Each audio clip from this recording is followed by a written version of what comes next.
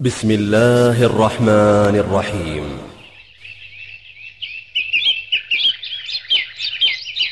ومن أحسن قولا ممن دعا إلى الله وعمل صالحا وقال إنني من المسلمين.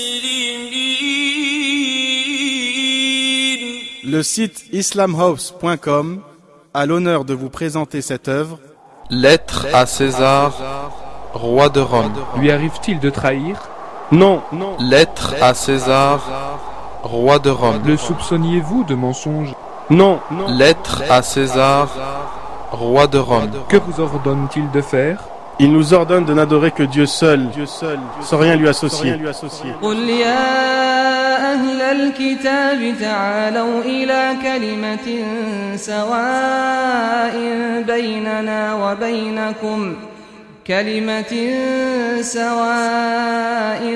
بيننا وبينكم ألا نعبد إلا الله ولا نشرك به شيئا ولا يتخذ بعضنا بعضا أربابا من دون الله فإن تولوا فقولوا اشهدوا بأننا مسلمون.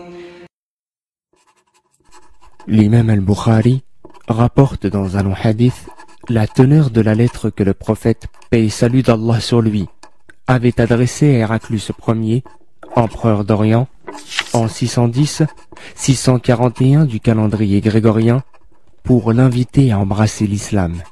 La lettre est la suivante. Au nom de Dieu, l'infiniment miséricordieux, le très miséricordieux, lettre de Mohammed, le serviteur et le messager de Dieu, à Héraclius, empereur de Rome. Que la paix soit sur ceux qui suivent la voie droite. Accepte de te soumettre, embrasse l'islam, et Dieu te récompensera 2 fois.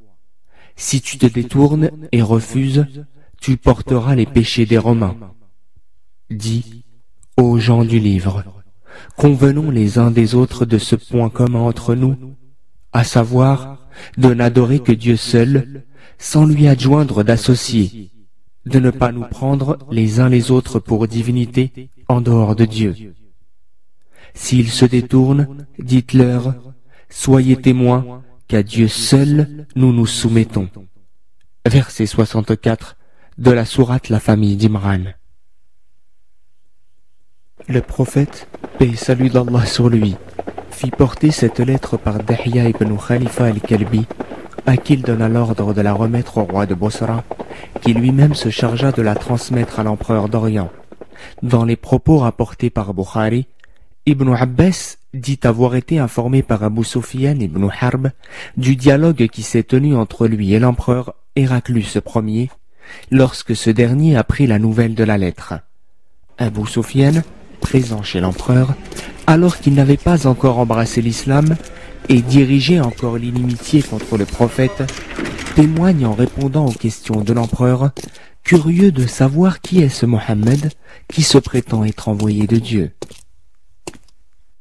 Lequel d'entre vous est généalogiquement plus proche de cet homme qui prétend être un prophète?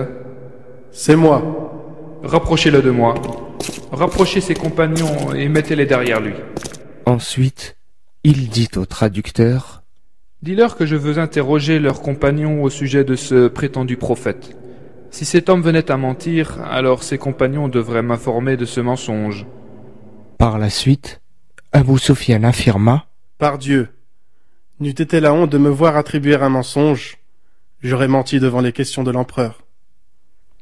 Quelle appréciation faites-vous de sa généalogie? Son lignage est noble. Quelqu'un parmi vous a-t-il jamais tenu de tels propos? Non. Le soupçonniez-vous de mensonge avant qu'il ne tienne un tel discours? Non. Y a-t-il des rois dans sa descendance? Non. Ceux qui le suivent sont-ils les nobles ou le bas peuple? Plutôt le bas peuple. Ces gens augmentent-ils en nombre ou régressent-ils? Ils augmentent plutôt. Y en a-t-il qui apostasient par aversion après avoir embrassé sa religion? Non. Lui arrive-t-il de trahir? Non. Toutefois, nous avons conclu une trêve avec lui, et nous ne connaissons pas ses intentions. C'est la seule réponse où je peux trouver à redire. Mais avez-vous été en guerre avec lui? Oui. Quel a été l'aboutissement de ces combats livrés? Tantôt nous triomphions, et tantôt il triomphait. Que vous ordonne-t-il de faire? Il nous ordonne de n'adorer que Dieu seul, sans rien lui associer, de délaisser le culte de nos ancêtres, de faire la prière, de verser l'aumône, d'être sincère, d'être chaste, et de garder le lien avec la famille. Héraclus Ier, s'adressant au traducteur, conclua: Dis-lui que je l'ai interrogé au sujet de son lignage, et il a répondu qu'il est noble. Il en est de même du lignage des messagers au sein de leur peuple. Je lui ai demandé si quelqu'un avant lui avait eu la même prétention, et il m'a répondu que non. Car si quelqu'un avant lui avait eu la même prétention, j'aurais pu croire qu'il ne veuille que renouveler ce qu'un autre a déjà accompli.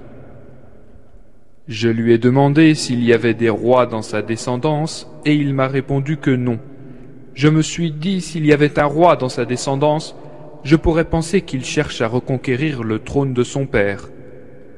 Je lui ai demandé s'il le traitait de menteur avant qu'il n'ait eu à se présenter comme prophète, et il m'a répondu que non. Or j'ai compris par là que s'il n'était pas homme à mentir à l'égard de ses semblables, il ne pouvait, à plus forte raison, mentir à l'égard de Dieu. Je lui ai demandé si ce sont les nobles qui le suivent ou le bas peuple, et il répondit le bas peuple. Or ce sont ceux-là même qui suivent toujours les messagers. Je lui ai demandé si ceux qui le suivent augmentent en nombre ou régressent, et il m'a répondu qu'ils progressent. Or c'est bien cela le propre de la foi, qui est de croître jusqu'à atteindre la complétude.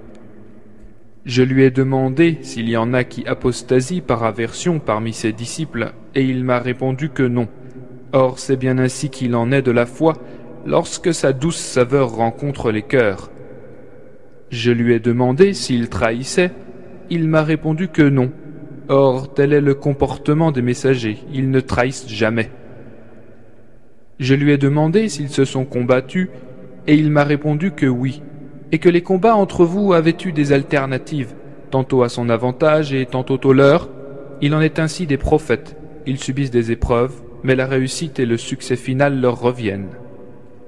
Je lui ai demandé ce qu'il leur ordonne, et il m'a répondu qu'il leur ordonne d'adorer Dieu sans rien lui associer, de s'abstenir d'adorer les idoles, de prier, de cultiver la sincérité et la chasteté. Précise-lui que si tout ce qu'il a dit est vrai, il sera maître de l'endroit que foulent présentement mes pieds. Ces prédictions furent exactes, car l'Empire byzantin fut déchu sur la brèche de la porte Saint-Romain, et lorsque les musulmans conquérirent Constantinople, le 29 mai 1453. Je savais qu'un prophète allait paraître, mais je n'imaginais pas qu'il viendrait de vous. Quant à moi, s'il m'était possible de l'approcher, je ferais tout pour le rencontrer. Et si j'étais auprès de lui, je laverais moi-même ses pieds. Sur ces mots, il se fit apporter la lettre du messager d'Allah et la lut. Toutefois, dès qu'il eut fini, les voix s'élevèrent et le bavardage alla en bon train.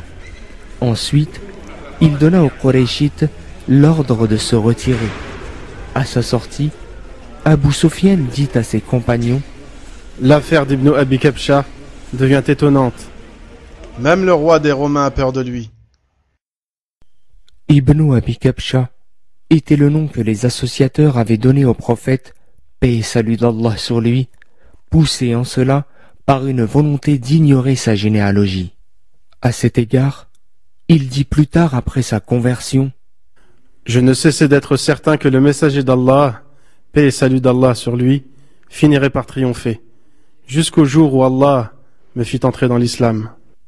Voilà le témoignage apporté par Abu Sufyan au sujet de l'effet de cette lettre sur César. Texte tiré du livre Rahiq al-Makhtoum, le nectar cacheté, du Cheikh al-Mubarak Fouri, qu'Allah lui fasse miséricorde. Aux gens du livre, Convenons les uns des autres de ce point commun entre nous, à savoir de n'adorer que Dieu seul, sans lui adjoindre d'associés, de ne pas nous prendre les uns les autres pour divinités en dehors de Dieu. Cette œuvre est désormais à votre disposition. Après l'avoir mise en pratique, propagez-la, conformément à la parole prophétique.